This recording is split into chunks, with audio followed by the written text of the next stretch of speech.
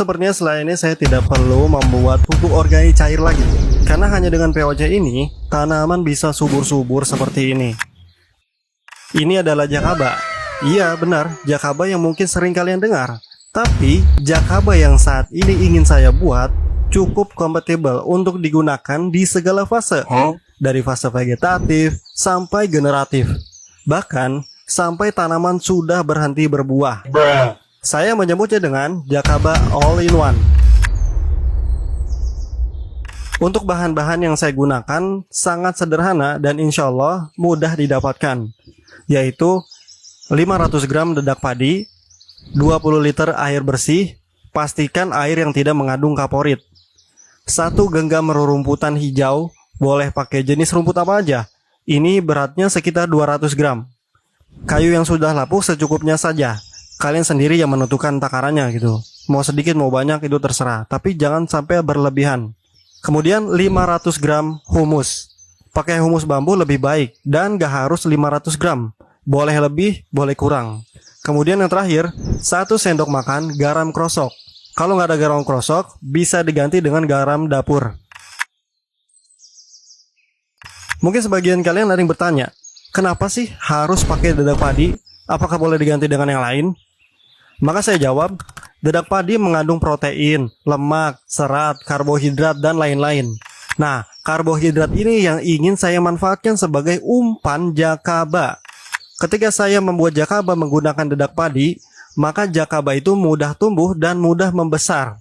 Namun, apakah boleh diganti dengan sumber karbo yang lain? Maka jawabnya, boleh. Tapi saya sarankan pakai dedak padi aja. Karena mudah didapat di toko pakan burung dan harganya murah banget gitu.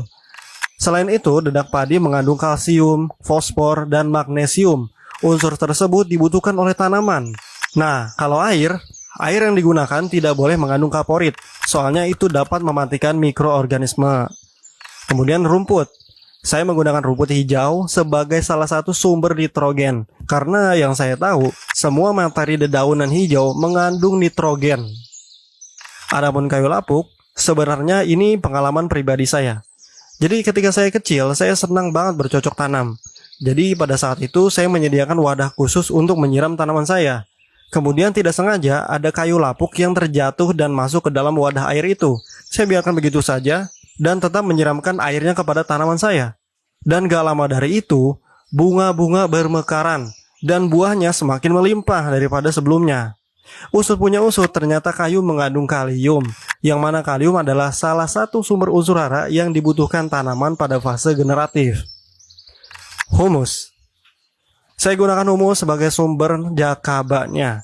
Jadi harapannya humus itu mengandung spora jakaba yang nantinya akan tumbuh menjadi jakaba yang besar. Garam krosok.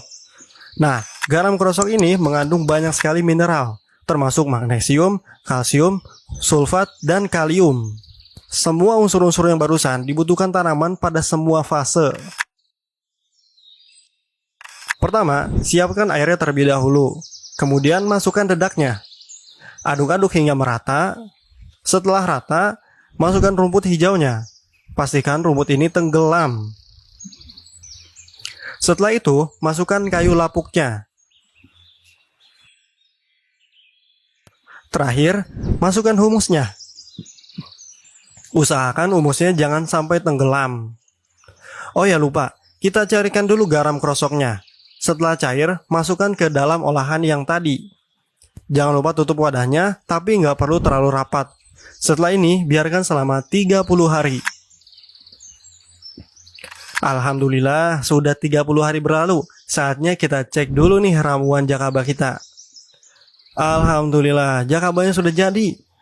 Kita nggak terlalu banyak, itu nggak jadi masalah. Lama-lama juga jakaba terus berkembang dan akan terus bertambah besar. Yang terpenting dari semua itu adalah manfaatnya, bukan sekedar ukuran jakabanya. Sekarang kita cek nilai TDS-nya. Alhamdulillah, ternyata dapat 1300 ppm lebih. Ini nggak terlalu besar, tapi cukup oke lah. Sekarang saya mau cek pH larutannya. Seperti biasa, jakaba memang memiliki pH yang cukup basa. Larutan jakaba yang saya buat mendapat pH 8-an. Sekarang kita aplikasikan pada tanaman. Di sini saya menggunakan dosis 100 ml per liter air. Kocor kepada semua jenis tanaman yang masih vegetatif. Nah, khusus tanaman yang sudah masuk fase generatif, dosisnya ditambah menjadi 200 ml per liter air. Kocor kepada tanaman sebanyak 200 ml per tanaman dengan interval 7 hari sekali. Saya rasa tidak perlu membuat video uji coba manfaat Jakaba ini, karena pada video saya beberapa tahun yang lalu sudah dibuktikan bahwa Jakaba memang sangat bermanfaat bagi tanaman. Bahkan hasilnya sangat signifikan. Baiklah, mungkin itu aja video kali ini. Semoga bermanfaat bagi saya dan kalian semua. Selamat mencoba, selamat menanam. Barakallahu fikum.